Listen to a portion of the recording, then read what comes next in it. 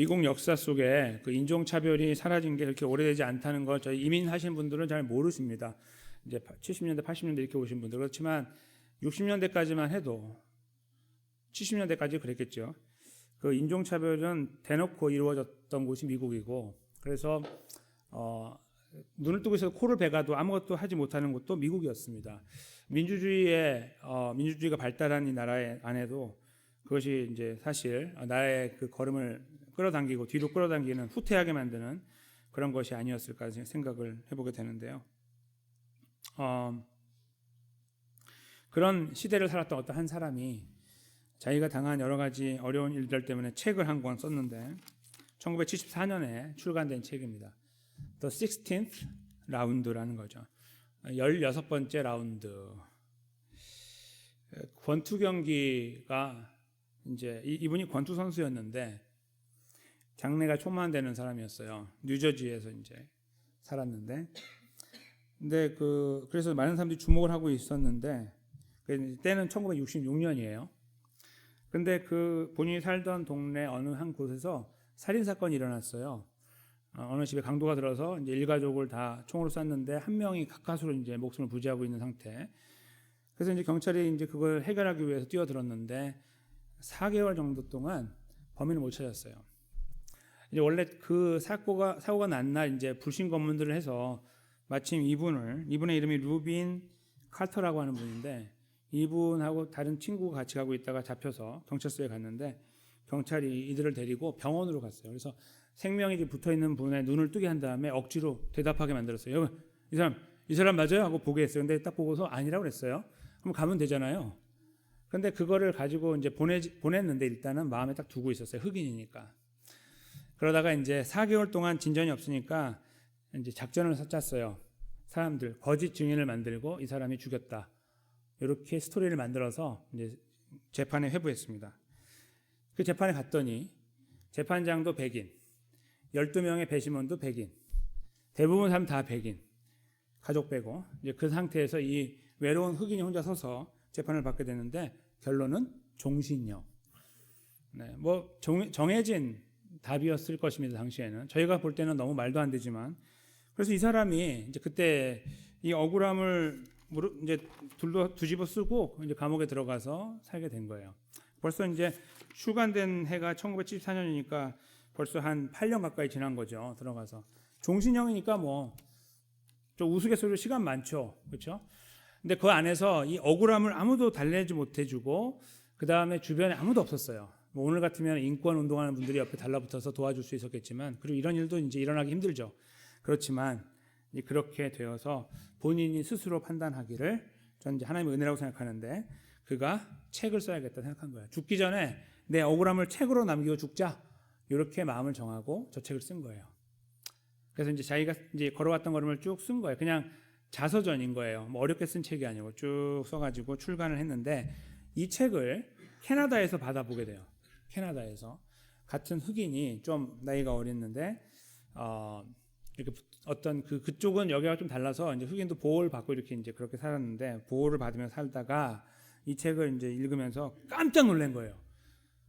미국에서 이런 일이. 그러면서 이 억울함을 본인이 어떻게 도와주고 싶어서 자기를 도왔던 이제 그 소셜 워커 같은 분들이 있는데, 약간 인권 운동을 하는 그런 분들이었는데 다 백인이었어요. 근데 그분들에게 도움을 요청해서 미국으로 날라와요. 자비를 들여가지고. 그래서 뉴저지 와서 이분을 만나고 인터뷰를 이제 하게 되는 거예요. 그래서 그 이야기를 다시 한번 자세하게 들으면서 막 속에 불이 막 끓어오르죠, 이렇게. 근데 이제 그 이후에 두 번째 공판이 있었는데 거기서 다시 원심을 그대로 유지하게 된 거예요. 그래서 이분이 이제 완전히 희망을 다 잃어버리고 나 이제 죽었다, 아무것도 하고 싶지 않다라고 이제 포기해버렸어요. 근데 그때 옆에 있는 사람들이 그러지 맙시다, 여기까지 왔는데 조금 노력해 봅시다 하고 보니까 잘못된 게 드러난 거예요. 앞뒤가 맞지 않는 증거들, 경찰이 제시한 가짜 증거들이니까 당연히 그러겠죠. 그걸 다 찾아가지고요 준비를 했어요. 벼르고 있다가 이거를 뉴저지 이 주 법원에 가면은 분명히 여기 같은 흐름을 갖고 있는 그 인종차별주의자면은 또 안 될 거라는 거 알았어요. 이 케이스를 보지 않고 무조건 안 된다고 할 거니까. 그래서 연방으로 가져가게 됩니다. 연방으로 가져가서 이제 그러니까 수프림 코트로 가서 이 대법원에 올라가서 이것을 상소했는데 거기에서 그 판사가 1985년인데 이야기를 잘 증거를 보더니 그분은 백인이었는데 이거는 억울한 그 인종차별에서 나온 결과이므로 오늘 당장 석방하라 이렇게 해버렸어요. 그래서 1985년 7월에 감옥에서 나오게 되는 이 아주 행복한 사건이 이제 이루어지게 된 거죠. 세상을 살다 보면 당시의 시대와 지금은 다르지만 비슷한 류의 억울한 일들을 저희가 당하면 삽니다. 크고 작은 일들, 남에게 말 못하는 일들, 그렇죠? 그런 것들 저희가 부둥켜 안고 살아가는 경우가 많은데 그런 걸음 속에서 저희가 마음에 계속 소망하고 있는 것이 있습니다. 바로 이 이야기와 같은 해피엔딩입니다. 마지막에 가서 확 뒤집어서 내가 억울하다는 걸 증명해내고 나 세상에 떳떳한 사람이요라고 나타내주기 원하는 그러한 것을 꿈꾸며 삽니다. 그런데 아이러니하게도 이런 경우가 매우 드물어요. 그렇죠? 그리고 그러면 그리스도인은 다를까요? 아니, 똑같아요. 그렇죠? 그리스도인도 똑같고 그렇지 않은 사람 똑같아요. 어쩌면 그리스도인들은 기도를 하는 사람들이니까 더 많다고 볼 수 있어요. 하나님이라는 존재를 대상으로 삼아 기도하고 있는 존재이기 때문에 기대하는 바가 다르잖아요. 우리 신은 참신이라 믿고 있기 때문에 그 기대 속에서 기도하고 있다는 이유 때문에 저희는 더 실망감이 클 수도 있어요. 그렇죠? 그래서 이런 이야기를 저희가 이렇게 접하다 보면 이제 한 가지 생각으로는 소망을 갖게 될 수도 있으나 다른 한 가지 생각은 저런 것은 사실 허무맹랑한 이야기다. 그리고 그렇게 있을 수는 있으나 나에게는 없으니 실제하지 않는 이야기라고 말하는 게 낫겠다라고 우리 스스로가 결론을 내리고 책을 덮어버릴 수가 있을 것입니다. 그런데 꼭 그것만 저희들에게 유익한 것은 아닙니다. 그런 생각만이 아니라 이런 이야기를 접하면서 저희가 한 가지 짚고 넘어가야 될 것은 이런 어려운 시간들을 지나갈 때에 저희가 기억해야 될 것이 무엇인가라는 것입니다. 그 이야기의 해피엔딩의 끝자락에서 마지막에 이 주인공이 이 이야기를 포기하려고 할 때에 포기하지 않도록 도왔던 사람들이 떠오르죠. 이 사람이 이 해피엔딩을 경험한 다음에 많은 감사를 그분들에게 드렸겠지만 도움을 통해서 이루어가는 사건에 어떤 일들이 우리 안에 벌어진다면 우리는 그것을 어떻게 마무리 짓고 있는가, 이런 부분들도 함께 생각해 볼 여지가 있다고 여겨집니다. 단순히 이것은 실제하지 않는 이야기일 거야, 우리한테는 이런 일이 벌어지지 않아 라고 잘라서 평가하기보다는 우리가 그런 시간들을 지나가고 있는데 물론 그런 시간 속에서 만약에 이 일이 잘 이루어지면, 뭔가가 잘 마무리가 된다면 우리가 이것을 어떻게 반응을 보이며 살아가는 것이 맞을까라는 생각입니다. 그냥 뭐 감사하면 되지, 밥 한 끼 사주면 되지, 뭐 이런 생각으로 생각하지 마시고요. 좀 진지하게 생각을 해보면 좋겠습니다. 왜냐하면 오늘 본문에서요, 저희가 예상한 것과 다르게 매우 중대한 내용이 담겨 있고 우리에게 말하고 있기 때문입니다. 그것은 남겨진 표식이라는 제목에 걸맞는 표식인데 저희가 간과하기 쉬운 내용입니다. 즉 오늘 본문을 읽으면 저희가 어떤 생각을 하게 되면 이 책의 이야기처럼 똑같이 이루어졌다고 생각하게 돼요. 억울한데 억울함이 풀렸다, 하나님 만세, 이렇게 끝나는 이야기라고 생각하게 되는 거죠. 근데 그것이 우리에게 주는 오늘 본문의 내용의 전부는 아니라고 생각해요. 저는 그것을 찾아야 된다고 생각하고요. 그것은 다분히 제가 지금 서두에서 말씀드린 내용과 맞닿아 있다고 생각합니다. 우리 삶에 정말 실제하지 않을 것처럼 여겨지는 시간 속에서 그 시간을 우리가 살아가면서 우리는 도대체 무엇을 바라보고 어디에 의지하고 어떤 삶의 내용을 추구하며 걸어가야 될 것인가, 이런 거죠. 즉 어렵죠? 조금만 참으세요, 잘 될 거예요, 이런 이상한 공수표를 남발하지 말고 우리 스스로도 이걸로 자꾸 세뇌시키지 말고, 아니 하나님 말씀으로 괜히 그런 거짓말 우리한테 하지 말고 오히려 우리 삶이 계속 척박하게 걸어가는 삶 속에서 우리는 어떻게 어디를 바라보고 가는 것이 맞을까라는 질문을 하자는 말씀입니다. 오늘 본문은 저희가 읽어왔던 앞부분의 내용의 연속이기 때문에 행복한 이야기로 이제 시작이 되고 있습니다. 벌써 12월이 됐어요. 이제 아달월은 12월이거든요. 아달월이 됐는데 12월 13일이 됐다라고 쓰고 있죠. 만약에 시간으로 따지면 예수님 오시기 한 475년쯤 돼요. 연도로 따지면 지금으로부터 2500년쯤 됐죠. 그때에 오늘 이제 사건이 시작되게 되는데 내용을 한번 들여다보겠습니다. 왕의 어명 조서가 이제 이루어지는 날이다 이렇게 쓰고 있죠. 유다인의 대적들이 그들을 제거하기를 바랬던 날이었는데 그것이 바뀌어 도리어 자기들을 미워하는 자를 유다인들이 제거하게 된 그날에 이렇게 앞의 내용을 응축해서 모아가지고 설명을 하고 있죠. 그때 이제 어떻게 일이 벌어졌는지를 읽어내게 됩니다. 한번 2절에 보시면요. 유다인들이 아하수에로 왕의 각 지방 127개 각 읍에 모여 자기들을 해하고자 한 자를 죽이려 하니 모든 민족이 그들을 두려워하여 능히 막을 자가 없었다. 이렇게 쓰고 있습니다. 유다인이 원래 그 바사 성경으로 보면 요즘 말로 페르시아의 주된 민족이 아니에요. 주된 민족은 페르시아나 아니면 메데 사람들이었어요. 원래 그 지방 사람들, 훨씬 인구가 많은. 그러니까 이렇게 힘을 얻는 것은 불가능해요. 그런데 오늘 여기 본문의 내용에서는 그들이 힘을 얻었다라고 쓰고 있고 두려워해서 아무도 막지 못했다라고 쓰고 있다는 것이 인상이 깊어요. 그렇죠? 무엇이 이렇게 이런 상황을 만들어냈을까라는 질문을 던지게 돼요. 그 내용을 이제 이 본문을 쓰고 있는 기자가 다음 내용 속에 다음 절수에 담아내는데 모르드게 때문이었다고 말하는 거예요. 3절에 보시면 각 지방 모든 지방관과 대신들과 총독들과 왕의 사무를 보는 자들이 그러니까 아마도 공무원으로 치면 저 1급 공무원 그러니까 2급부터 쭉 내려온다고 보면 되겠죠. 아니면 왕은 0으로 치면 왕 밑에 1급부터 쭉 내려온다고 치면 되겠죠. 쭉 내려오는 공무원들과 저 밑에 동사무소까지 근무하는 사람들까지 이런 식으로 생각하면 돼요. 모든 공무원들이 이렇게 보면 되겠죠. 그 모든 공무원들이 그 3절에 유다인들을 도왔다 이렇게 쓰고 있죠. 중간을 빼고 읽으면 그렇죠? 그러니까 그 모든 공무원들이 뭘 하기 위해 도왔을까요? 유다인들을 싫어하는 사람들을 찾는 것을 도왔고 죽이는 것을 방관했다 그런 말입니다. 그건 죽은 건 막을 수가 없으니까. 그러니까 온 나라의 시스템이 유다인들을 향해 집중되고 그들을 돕기 위해서 가동되고 있었다 이렇게 보시면 된다 그런 말씀입니다. 근데 거기에 모르드게가 끼어 있어요. 알고 봤더니 모르드게가 무서웠다 그런 말입니다. 근데 모르드게에 대한 설명이 있어요.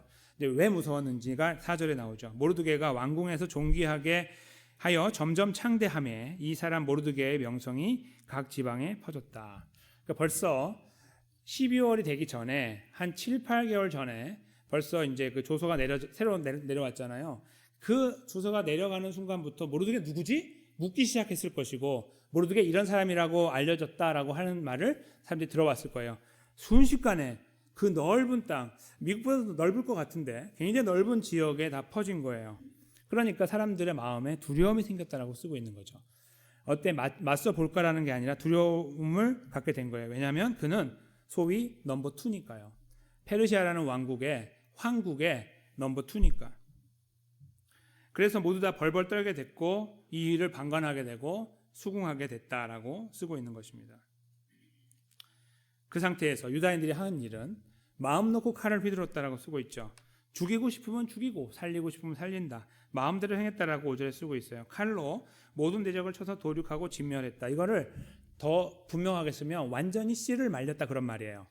원래 쓴 말이. 그러니까 그냥 죽이고 끝난 게 아니라 그 식구들을 다 저 밑에까지 갓난아이까지 다 잡아 다 죽였다 그런 말입니다. 완전히 씨를 말려버렸다 그런 의미예요. 그러니까 엄청난 사륙이 벌어졌고 그 숫자를 헤아리니 500명쯤 됐다고 6절에 쓰고 있죠. 별로 안 죽었네 생각할 수 있습니다. 이제 그건 저희가 다음 본문으로 가면 알게 돼요. 지금 말고 다음에 보면 알게 돼요. 얼마나 많은 사람이 죽었는지 알게 되는데 일단 도성수산이란 말은 수도란 뜻이에요.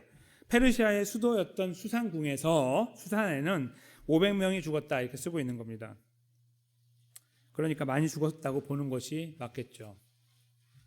그리고 먼저 수도에 대한 내용을 다루고 있는 걸 보면 수도 안에서 사실은 모든 반역 세력들이 일어날 수 있는 가능성이 제일 많아요. 거기에 비슷한 힘을 갖고 있는 사람들이 있으니까 그렇죠? 거기에 그만한 지식을 갖고 있고 지혜를 갖고 있는 사람들이 모여 있는 곳이 거기잖아요. 지금도 저희 미국에도 워싱턴에 가면 그렇잖아요. 워싱턴 DC에 가면 거기 다 모여 있잖아요. 머리들이 다 모여 있다 그러잖아요. 그런 거하고 비슷한 거죠. 그 안에 이미 반역할 수 있는 모든 세력들이 모여 있어요. 거기를 먼저 설명하고 있는 것입니다. 거기에서 일단 500명을 처단했다라고 쓰고 있죠. 그리고 그 500명 중에 10명의 저희가 들어보지 않은 이름이 나오는데요. 이 이름은 대부분 페르시아 말이에요. 오늘날로 하면 이란 말이죠. 페르시아의 후예가 지금 이란이거든요. 그러니까 이란 말이라고 보면 돼요.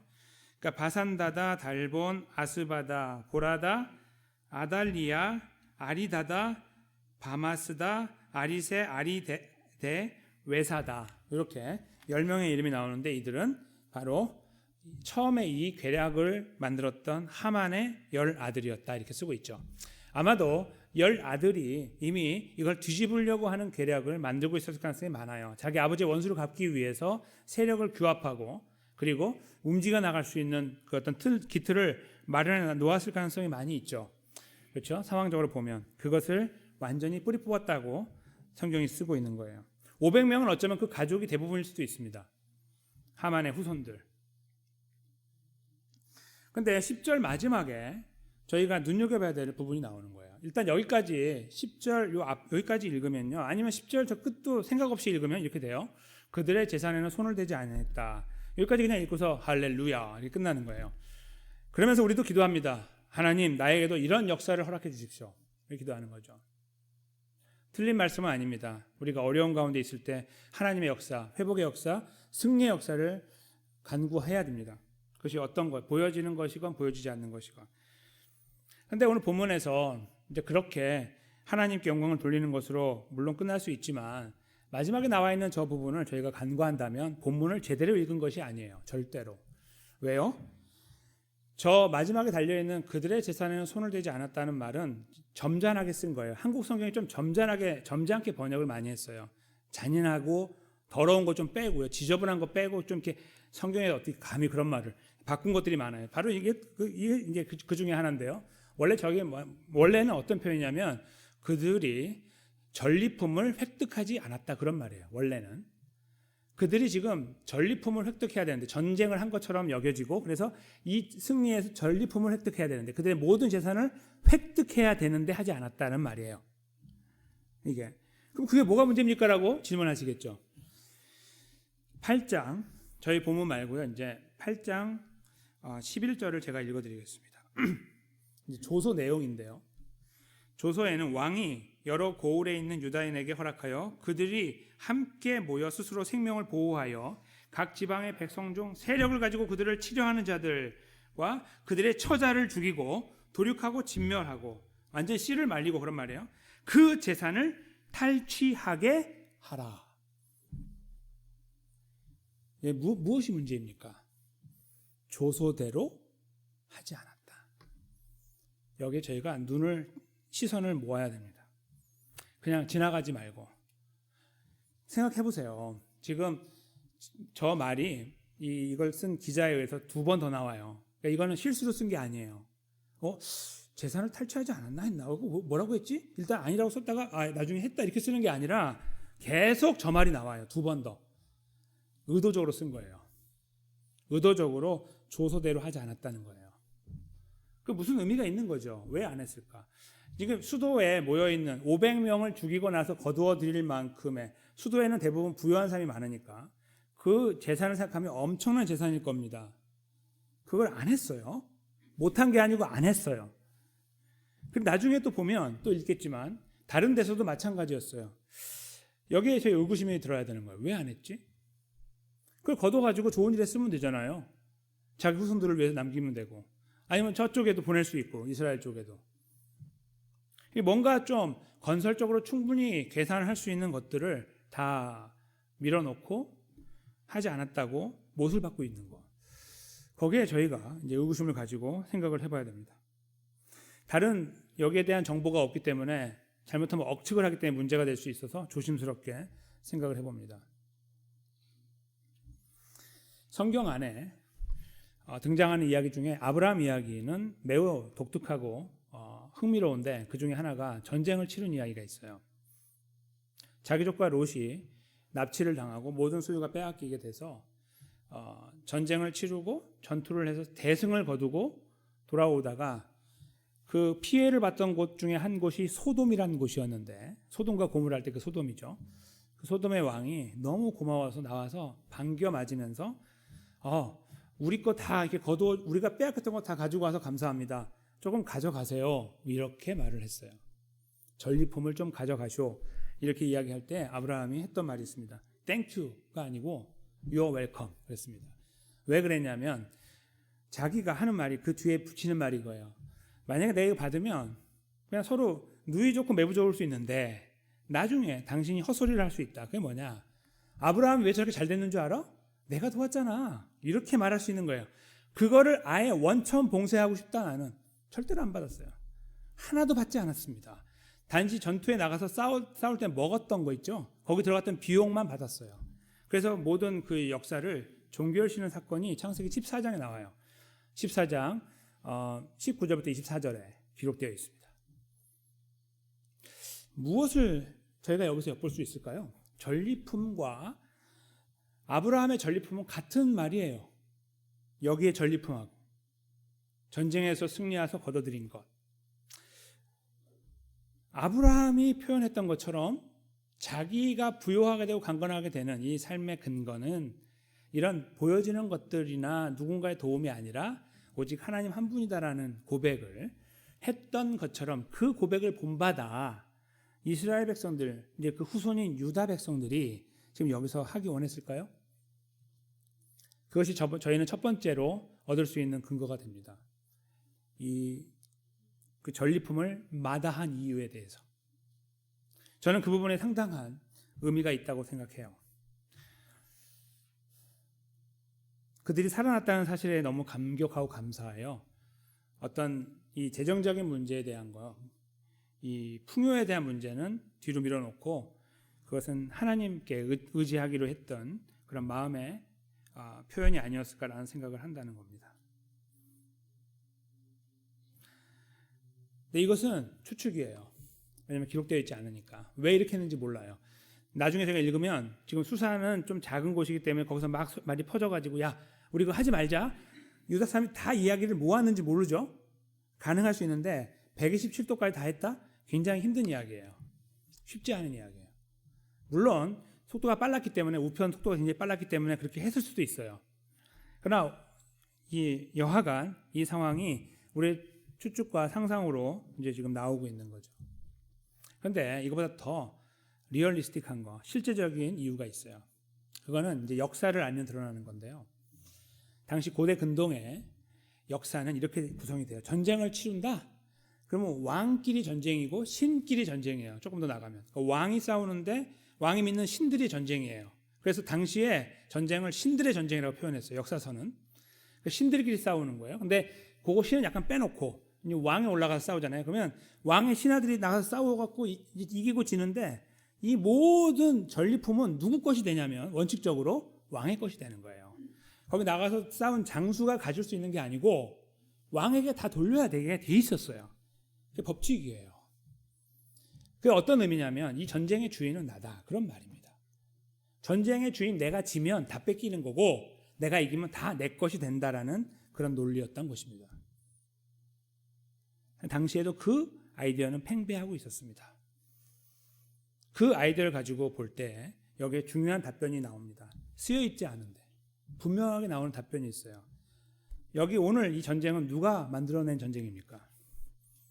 아하수에로 왕이 만든 거예요.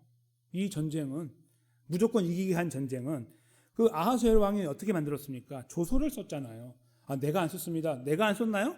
본인이 도장을 찍게 했죠. 자기 도장을 주고 찍게 했습니다. 처음에 아이디어가 나왔을 때 이런 조서를 쓰려고 합니다. 어떻게 생각합니까? 왕이 오케이. 그 말은 이 모든 일에 대한 책임은 내가 진다는 의미예요. 물론 권한도 있지만 책임도 나에게 있다는 것을 담고 있는 말입니다. 그것을 누가 갖고 갔습니까? 아하수에로 왕이. 물론 이것은 전쟁이라기보다는 완전히 어떤 한 민족 사람들을 멸하는 그런 과정이니까 가능성이 많았겠죠. 승리의 가능성이. 그럼에도 불구하고 이 전쟁의 주인은 왕이었던 겁니다. 그러니까 이 전쟁을 지나가는 유다 백성들이 이 전쟁 같은 시간을 지나가는 그들이 만약에 마음을 먹기를 잘됐다. 내 그동안에 좀 가난하게 살았는데 이번에 전쟁 여기서 이기면 엄청나게 많은 사람들 걸 내가 다 나의 것으로 취할 수 있겠구나라는 생각에 몰두하고 취해서 이 걸음을 걸은 것이 아니라 우리가 죽게 되었는데 살았다고 하는 부분에 더 무게를 두고 이 길을 걸었을 것으로 예상이 되는 것입니다. 그들의 행위를 볼 때. 그러니까 무언가 뒤에서 이렇게 하자 저렇게 하자 이야기가 있었는지 없었는지 모르나 일단 나온 결과를 놓고 보면 그들 안에 일반적으로 팽배한 생각이 무엇이었을까? 왕에 대한 감사. 에스더가 저 앞에서 발버둥 치고 모르드게가 저렇게 높은 자리까지 올라가면서 역사를 이룬 것처럼 보이나 사실은 왕이 노하면 안 될 거 아니냐? 이 생각이 그들 속에 있었던 것이죠. 그리고 그들이 바라볼 때 아하수에로 왕이 우리에게 자비를 베풀어 우리로 하여금 이 전쟁을 하게 하고 그러므로 우리가 우리의 지위를 회복하고 우리의 생명을 보존하게 했다라는데 마침표를 찍었을 거예요. 그러니 이구동성으로 말은 하지 않았지만 그들의 행동이 똑같은 행동으로 나왔을 가능성이 많이 있다는 거예요. 저는 오히려 그쪽에 더 무게를 두고 싶어요. 당시 시대적인 상황에 맞게 이해할 수 있다고 봅니다. 그것은 어떤 의미였을까요? 하나님께는 감사의 표현이라는 것은 금방 와닿는데요. 왕에게 이렇게 한 건 감사의 표현을 뛰어넘는 또 한 가지가 있었어요. 이것이 중요한 건데요. 그것은 저희가 이 에스더서를 처음 읽을 때 제가 설명드렸던 내용 속에 나와요. 왕이 잔치를 벌이는데 6개월 동안 했잖아요. 어떤 나라의 왕이 감히 6개월 동안 잔치를 벌입니까? 근데 제가 그때 말씀드렸죠. 당시 고대 근동에 특별히 그 페르시아라는 강국은 당시에 페르시아 전쟁을 준비하고 있었다. 말씀드렸습니다. 그 아버지였던 다리오의 그 유언을 이어받아서 아버지가 패배한 전쟁을 내가 가서 이기리라 라고 하는 이 마음으로 전쟁을 준비하는 그 상황이 바로 이 당시의 상황이었어요. 그래서 거기에 모인 사람들은 군대 장관, 장수, 그다음에 모든 지략가들이 다 모여서 단순한 잔치의 시간으로 6개월을 가는 게 아니라 거기에서 회의하고 전략회의를 만들고 군대를 이 형태를 만들어 나가는 모든 일들을 하는 데 있어서 시간을 소요하기 위해 모였던 것입니다. 엄청난 회의를 한 거예요. 그리고 보기 좋게 패배했습니다. 그리스 페르시아 전쟁에서 보기 좋게 패했어요. 많은 것을 상실하고 돌아왔어요. 그것이 바로 이 앞부분에서 이루어진 일이에요. 그래서 이 왕이 어떻게 생각을 바꿨냐면요. 전쟁 이후에 그 전쟁 끝나면요. 왕의 권위가 땅으로 쭉 떨어집니다. 아무리 위대한 왕이라도 떨어지게 돼 있어요. 백성들이 신뢰를 안 하거든요. 세금이 줄게 돼 있고 충성 안 하게 돼 있습니다. 그런 상황 속에 나라를 이끌어야 되죠. 그래서 이 사람이 어디에 집중하게 되냐면 건축에 집중하게 돼요. 건축. 그래서 도시를 아예 만드는 그런 과정에 굉장히 몰입해가지고 훌륭한 업적을 남기게 돼요. 그쪽에. 그게 무엇을 말해주냐면 위대하다 그것도 보이지만요. 이 사람이 한쪽을 아예 닫고 살았던 거예요. 나는 전쟁은 못하는 인간이야. 나는 하면 절대로 안 돼. 나는 그것을 생각만 해도 패배감으로 가득한 사람이었던 거예요. 그리고 여기 흐름을 보면 그 대단한 왕이 성질도 굉장히 고약한 그런 부분이 있던 왕이 굉장히 고분고분해요. 물론 하나님의 역사입니다. 흘러가는 흐름 다 주관하고 계시니까요. 하나님의 역사로. 근데 이 흐름 속에서 그를 하나님 어떻게 바꾸시는 거예요? 부드럽게 바꾸시는데 왜? 자기가 갖고 있는 자격지심 때문에. 이 거대한 왕국을 이끌어 나갈 만한 존재가 안 된다는 스스로의 판단일 수도 있는. 그래서 그가 완전히 고분고분하게 바뀌죠. 이런 일들을 다 들어주고 처음에 하만한테 기울었다가 그래 그 말대로 하자 이렇게 했다가 다시 에스더에게 와서 이렇게 하고 이런 모든 시소타기처럼 왔다 갔다 하는 이런 모양은 그 대단한 왕의 모습에서 찾아보기 어려운 거라는 거예요. 그가 갖고 있는 이 인생의 큰 패배의 쓴 잔을 뒤로 한 채 그가 지금 추스리고 있는 상황 속에 이 일들을 지금 진행하고 있다고 본다면 이 모든 상황을 잘 알고 있는 에스더와 모르드게가 주축이 돼서 이 일을 진행했다고 할 때 그들의 마음속에 단순히 이것은 왕의 덕이요 라고 하는 것을 표현하는 게 끝나는 게 아니라 사실 그 덕을 표현하는 것을 통해 나오는 다음 결과가 중요하다는 거죠. 비록 본인과 같은 민족이 아니라서 본인의 왕이라고 할 수는 없는 아하수에로 왕의 이 무너졌던 부분들을 회복하는 그런 통로로 삼았던 거예요. 여기에 그 전리품을 획득하지 않으면 어떻게 되냐면 이것은 다 국고로 들어가게 돼 있어요. 이거 다 버려진 건 내가 쓰면 돼. 이렇게 하면 안 되고 그거를 전쟁에 참여한 사람들만 터치할 수 있는데 그들이 안 하면 이 모든 것은 왕의 국고로 들어가게 돼 있습니다. 아까 말씀드린 대로 그게 원칙이기 때문에 그래요. 왕과 왕의 싸움이고 왕이 대표이기 때문에. 무슨 말씀인가요? 여기서 이렇게 재산을 손에 넣지 않았다는 말은 결국은 왕에게 돌렸다는 말하고 같은 말이에요. 왕은 그것을 받게 되면서 이게 이 전리품을 받으면서 지난번에 그 대패해가 나라가 완전히 푹 주저앉았는데 지금 이 과정을 지나가면서 이 과정 속에 자기가 특별하게 뭐 주장하면서 한 것도 아닌데 이 안에 자기 자신이 그 분명한 회복을 경험해 나갔을 가능성을 간과할 수 없습니다. 저는 이 본문에 드러나고 있는 이 재산이라는 단어가 원래는 전리품인데 이 전리품이라는 말이 그들이 남겨놓은 이것은 일종의 표식이라고 생각합니다. 남겨졌어요. 저쪽에 승리한 그 자리에 남겨져 있는 거예요. 아무도 건들지 않고 거기에 의미를 두어 남겨놓은 거죠. 이것은 우리가 가질 것이 아니요 왕 당신이 가지시오 고마웠소 라는 표식이라고 이해할 수 있다는 것입니다.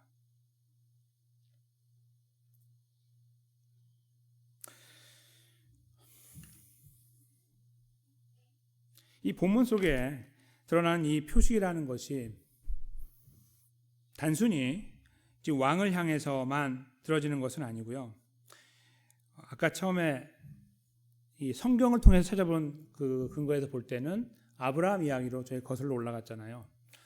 유다 백성들이 지금 심정에 이 승리를 맛보면서 왕에게 대한 감사함도 가졌겠지만 또 하나의 의미로 저 표식을 남겼을 거라고 보는 것은 바로 하나님이죠.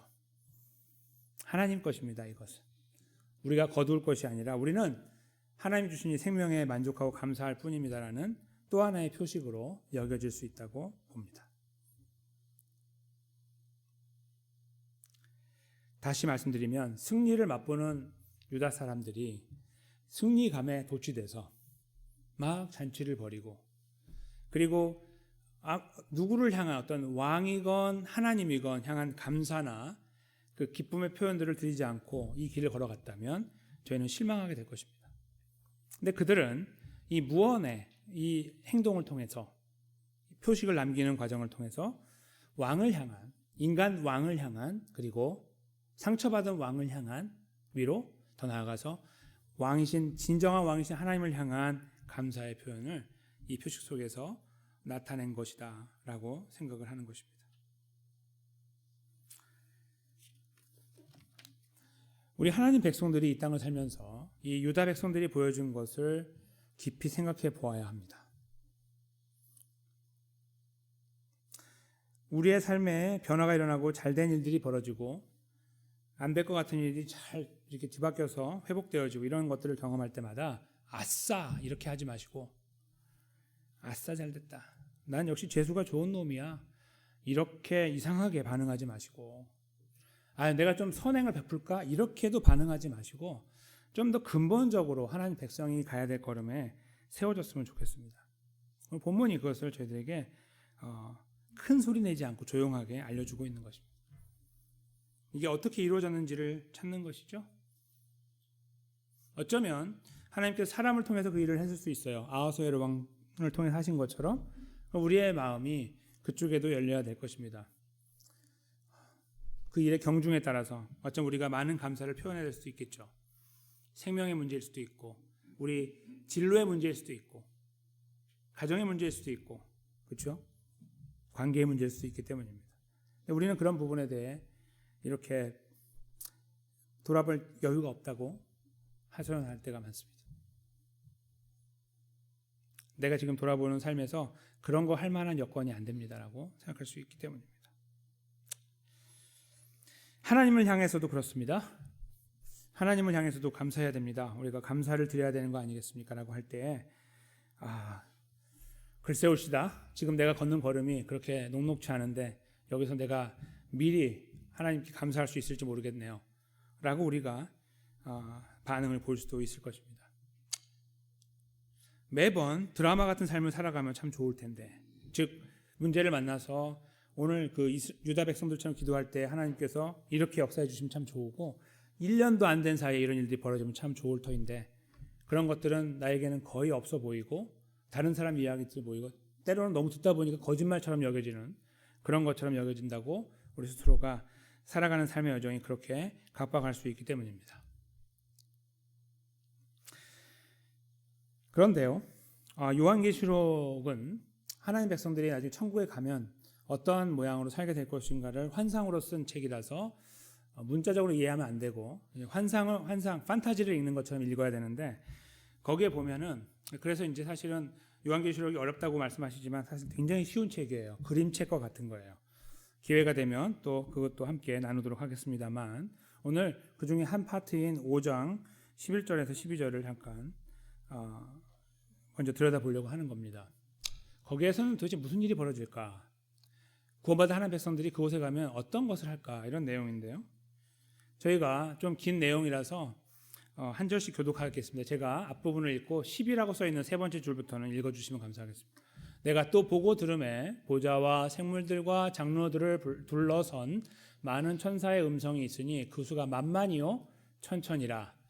큰 음성으로 이르되 죽임을 당하신 어린 양 능력과 부와 지혜와 힘과 존귀와 영광과 찬송을 받으시기에 합당하도다 하더라. 아멘. 바로 이것을 한다는 겁니다.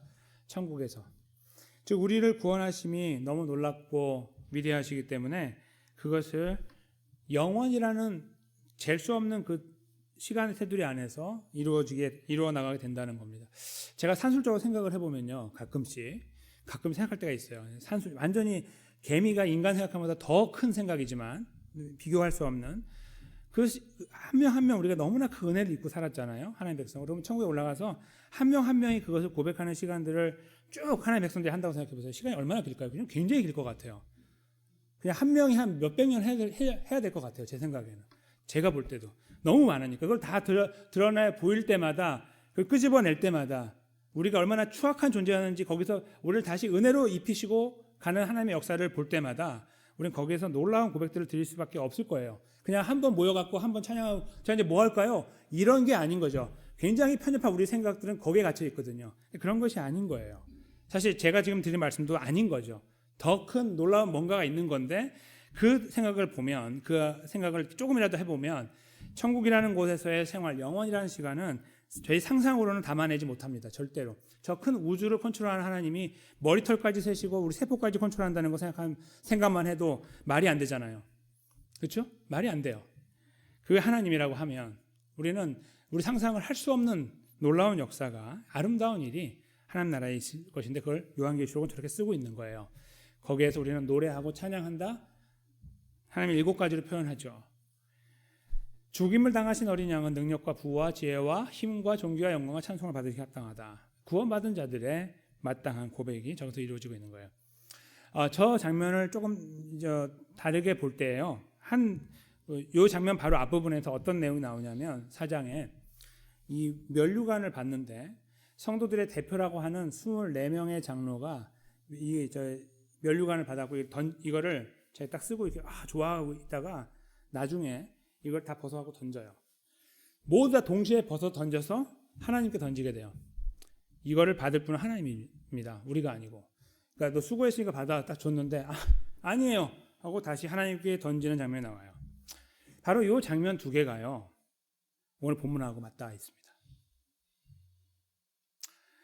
자기의 생명의 문제에 대해서 이것을 회복되고 이것을 완전하게 이 문제를 극복한 사람의 반응은 그 다음에 어떤 돈, 명예, 그동안 잃어버렸던 거, 이거에 대한 관심이 없습니다. 진실로 내가 지금 너 죽을래 살래 여기서 지금 왔다 갔다 하고 있는데 탁 살렸을 때 그 느낌, 사형수가 사형 언도 받고 죽기까지 목에 이 밧줄을 감고 있는 상태에서 갑자기 사용이 캔슬되는 거와 비슷할 때 그가 거기서 내가 앞으로 나가면 내가 이거 하고 저거 해야지 뭐 이런 거 내가 원수 갖고 이런 거 이런 생각이 나겠습니까? 천만의 말씀. 제가 안 해봐서 모르지만 그렇게 안 할 것 같아요. 난 죽었다 이제 죽었으니까 죽음을 생각하고 있는데 갑자기 살아나는 거니까 지금 이들이 그런 거거든요. 근데 이거보다 더 드라마처럼 드러나는 사건이 바로 구원이거든요. 그 구원의 은혜를 입은 자들은 저렇게 되거든요. 저것이 성경에 기록되어 있는 내용이에요. 저는 저 모양이 다분히 우리가 이 본문에서 반드시 훑어내야 되고 소화해내야 되는 내용이 아닐까 생각하는 것입니다. 왕을 향하여 하나님을 향하여. 저는 저것이 남겨진 표식이어야 된다 생각해요. 언제요? 하나님의 은혜를 알면 알수록. 저희의 삶 속에서 하나님의 은혜를 알면 알수록 저희는 이런 표식들을 남겨놓아야 됩니다. 그것은 어떤 걸 만들어 놓으라 그런 말이 아니라 그런 감사를 하나님께 드리는 이런 시간들이 필요하다는 겁니다. 어쩌면 다음 주일이 감사주일인데 추수감사주일인데 의도치 않게 오늘 이 말씀을 제가 준비하면서 그런 생각을 해봤어요. 야, 이 말씀은 감사주일에 나누면 참 좋은 말씀이구나 생각을 해봤거든요. 하나님 여기서 이렇게 미리 주시는 의미가 있으시겠죠. 우리의 감사의 생활을 돌아보도록 만드는 것뿐만 아니라 단순히 헌금의 문제 이런 게 아니에요. 헌신의 문제도 아니고 이건 훨씬 더 본질적인 문제입니다. 정말 감사하니? 라는 질문 앞에 우리가 선다는 생각을 오히려 더 많이 합니다. 감사한다면 무엇을 감사하니?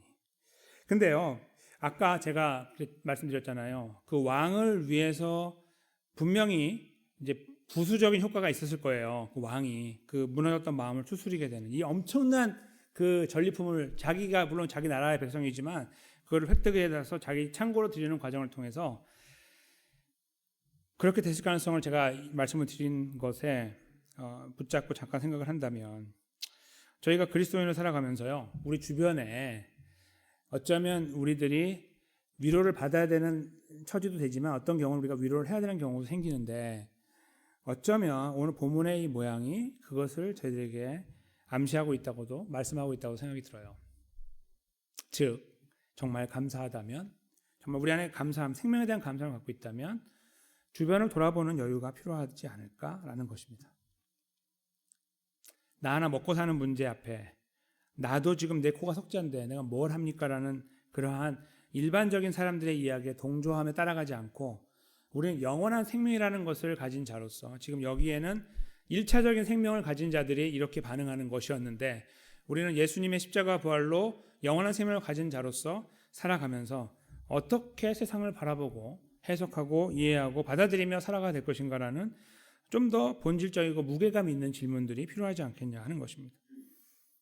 우리가 그 질문 앞에 서면 물론 그래도 계속 나는 작아요, 나는 아무것도 없어요 라고 말할 수 있겠지만 그렇지 않게 될 것입니다. 저는 그렇게 확신합니다. 우리의 마음에 이상한 여유가 생겨요. 뭐가 일이 잘 될 것 같기 때문이 아니라 너무 감사하면 그 여유가 있는 겁니다. 주변을 바라볼 때 불쌍히 여기는 마음도 생기고 품으려는 마음도 함께 아울러 생기게 됩니다. 저는 그런 남겨진 표식들이 우리 안에 있었으면 좋겠습니다. 저는 하나님께 감사하며 삽니다. 우리 입으로의 그 고백으로 끝나지 않고 실제로 그런 고백을 하나님께 드릴 뿐만 아니라 삶을 살아가면서 주변의 사람들을 바라볼 수 있는 여유, 행여 삶에 무너지는 포인트가 있어서 그걸로 무너져 내렸다면 내가 그것을 회복하고 일으키는 데 도움이 될 수 있는 것은 없는가를 돌아볼 수 있는 여유. 이것은 상대방에게 상처를 주고 무너지게 하는 것은 이미 저쪽으로 다 치우는 상태죠. 완전 차치하고 혹시 내가 하는 그런 것도 생각하겠지만 누군가 힘들어할 때 우리가 그 옆에서 지킬 수 있는 존재로 있을 수 있다면 한번 생각해 보세요. 상상해 보십시오. 가정 안에서 서로가 그렇게 사는 거예요. 나만 하는 게 아니에요. 그 같은 믿음을 갖고 있으면 서로 하게 되어 있죠.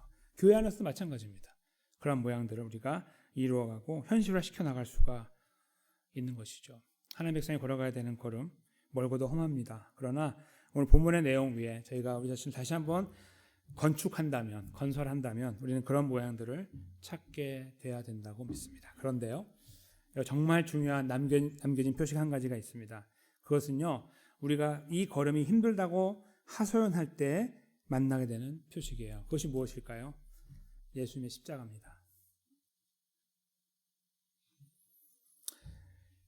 저희를 살린 생명의 근원. 하나님은 그 표식을 성경에 남겨놨습니다.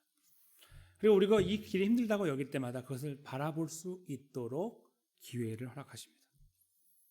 즉, 내가 이렇게 살아가고 하나님께 감사하고 사람들에게 좀 돌아보고 하는 거에 대해서 선한 마음으로 할 수는 있겠으나 왠지 이 근거가 흔들흔들하는 것처럼 여겨지거나 아니면 밑이 없어 보여서 이것이 그냥 훅 날아갈 것처럼 여겨져서 이거 뭐 그런 걸 해야 돼요? 라고 하고 싶을 때가 있을 때마다 반드시 만나야 되는 표식이에요. 우리가 왜 그런 고민을 하냐 이겁니다. 하나님은 성경 안에 이 십자가라는 표식을 곳곳에 처음부터 끝까지 계속 남겨놨습니다. 하나님의 은혜의 상징이고 심판의 상징이며 그리고 정의의 상징인 사랑의 상징인 십자가가 성경 속에 버젓이 서 있습니다. 어쩌면 저희는 오늘 본문의 말씀을 이해하면서 그런 방향들, 삶의 새로운 방향들을 모색하는 이 때에 그냥 거기서 출발하지 말고 이 마지막 표식까지도 우리 가슴 속에 안고 출발해야 될 거라고 생각합니다. 우리는요, 영원한 생명을 가졌습니다. 예수님 안에서. 여러분들 자격 있으십니까? 오늘 장로님 기도처럼 천국을 바라보는 그런 존재로 만들어주셨습니다. 자격 있으십니까?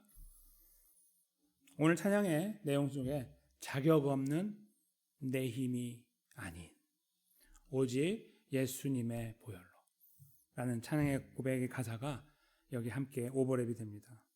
우리는 바로 그 구원의 은혜를 힘입어 여기 있는 것이고 구원의 자리에 설 수 있는 특권을 누리게 된 것입니다. 남겨진 표식 우리가 함께 아름답게 남겨갔으면 좋겠습니다. 사람들을 의식하지 맙시다. 아무도 의식하지 맙시다. 그냥 하나님만 바라봅시다. 왜요? 그분도 아무도 의식하지 않고 예수님도 그냥 묵묵히 하나님만 바라보며 십자가를 지셨으니까요. 우리에게 새로운 생명이 이루어졌으니까요. 그 사실을 위해서 저희가 우리의 삶의 지도를 다시 한번 펼쳐놓고 우리는 어디로 가고 있으며 어떤 내용들이 나를 만족하게 하고 있는가, 나는 그것에 전혀 부담감을 갖고 있지 않는가, 이런 것들을 헤아리면서 하나님 백성의 자리를 다시 한번 환기시키고 아름답게 세워나가는 자리에 우리들의 힘이 아니라 여기까지 인도하신 예수 그리스도의 힘을 의지하여 함께 이루어 나가게 되시기를 다시 한번 주님의 이름으로 간절히 축원합니다.